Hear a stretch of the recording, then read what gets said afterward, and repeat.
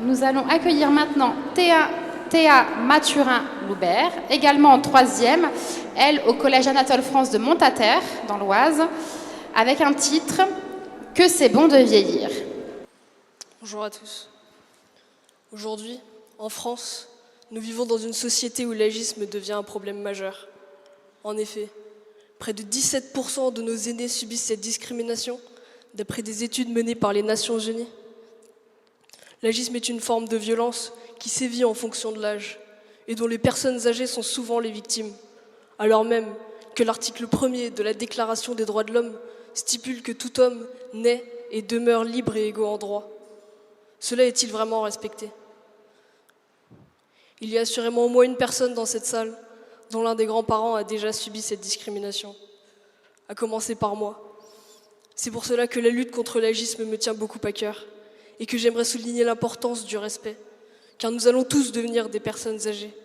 C'est pour cela qu'il faut agir maintenant pour ne pas le subir plus tard. Comme première forme de l'agisme, on retrouve en majorité la privation de liberté. Il en est ainsi lorsqu'on décide de placer ses aïeux dans des centres, des instituts, des EHPAD, pensant pour la plupart bien faire et leur rendre service.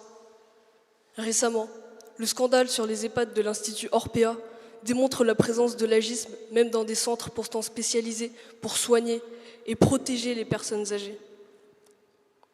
Quand on décide de placer ses aïeux dans des centres, des instituts, des EHPAD, on ne tient souvent pas compte de leur volonté de vouloir rester chez eux. Cela voudrait-il dire qu'une personne âgée a fini sa vie et n'a plus son mot à dire ? Par ailleurs, l'agisme ne touche pas que les retraités, cela touche aussi les personnes qui travaillent encore. En effet, 39% des travailleurs sont discriminés au travail avec comme seul motif leur âge avancé. Par exemple, lors d'une restructuration dans une entreprise, on licenciera plus facilement une personne plus âgée que l'on dira moins rentable car elle aura des capacités moins élevées qu'une personne plus jeune. Cependant, à la suite de ce licenciement, cette personne aura beaucoup de mal à retrouver un emploi, voire n'en retrouvera jamais. Cela montre que les personnes âgées ne sont bonnes qu'à être jetées à la poubelle pour le marché de l'emploi. D'autre part, une personne au grand âge sera souvent moins prise en charge dans les hôpitaux pour le traitement de pathologies graves. On préférera favoriser une personne plus jeune au détriment d'un patient pourtant en train de souffrir.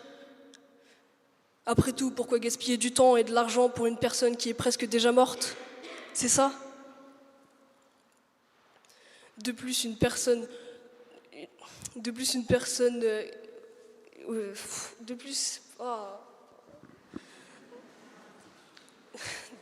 les emprunts financiers sont souvent aussi un gros problème chez les personnes âgées.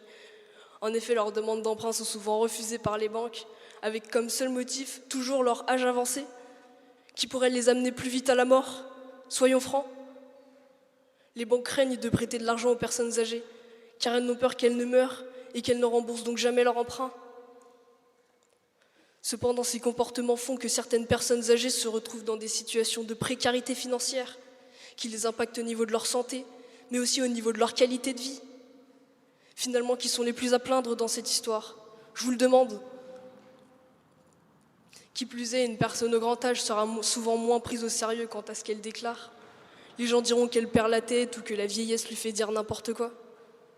C'est parfois vrai, cependant, nous devrions aussi nous rappeler que ce sont eux qui nous ont soutenus, eux qui nous ont appris tout ce que nous connaissons aujourd'hui. C'est pour cela qu'aujourd'hui, j'aimerais dire « Merci mamie, toi qui m'as appris qu'être à l'écoute des autres n'est pas une perte de temps. Merci papy, toi qui m'as transmis ta passion du vélo. Merci à vous qui nous avez transmis vos valeurs et votre sagesse inégalable. » L'agisme est devenu une banalité dans notre société et il a des conséquences dramatiques et profondes sur la santé de nos aïeux.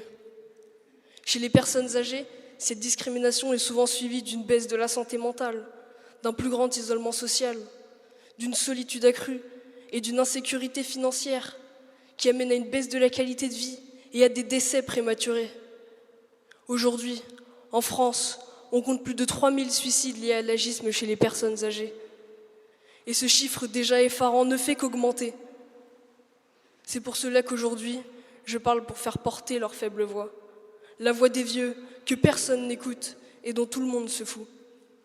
Merci à tous.